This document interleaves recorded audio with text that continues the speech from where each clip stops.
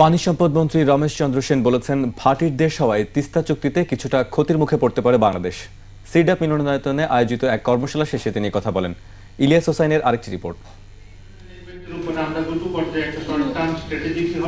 কর্মশালার পর প্রধান অতিথি পানি সম্পদ মন্ত্রী সাংবাদিকদের জানান, তিস্তা চুক্তির ব্যাপারে যৌথ নদী কমিশনের বৈঠক ছাড়া কিছুই বলা যাবে না। তবে আগামী 2 বছরের মধ্যে চুক্তি সম্পাদনের সম্ভাবনা রয়েছে বলে জানান তিনি।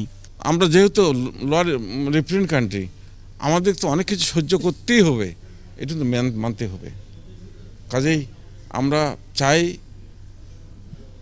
ওই হিমালয় পর্বতে আরও বেশি বরফ পড়ুক, বরফ হোক, পানি প্রবাহ বাড়ুক, এবং সে পানি যেন আমাদের দিকে আসে, আমাদের নদীর সিলটা যে হয়েছে এটার জন্য আমরা বেঁচে যাই। টিপাইমুখে বিদ্যুৎ উৎপাদনের জন্য ড্যাম নির্মাণ করা হলে বাংলাদেশ তাতে অংশ নেবে বলেও জানান তিনি।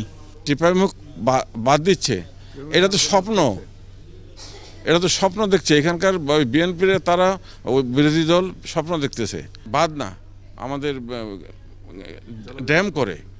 ড্যাম করে বিদ্যুৎ উৎপাদন করে আমরা পার্টিসিপেট করব। তবে টিপাইমুখে বাঁধ নির্মাণ হচ্ছে কিনা এবং বাংলাদেশের পক্ষ থেকে কোনো জরিপ করা হয়েছে কিনা সে ব্যাপারে সরাসরি কোনো উত্তর দেননি মন্ত্রী।